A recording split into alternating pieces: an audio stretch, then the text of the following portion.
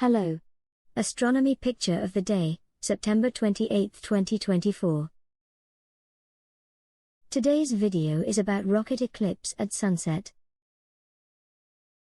Shockwaves ripple across the glare as a launch eclipses the setting sun in this exciting close-up.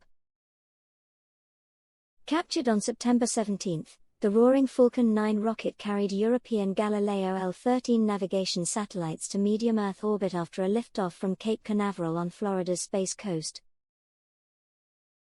The Falcon 9 booster returned safely to Earth about 8.5 minutes later, notching the 22nd launch and landing for the reusable workhorse launch vehicle.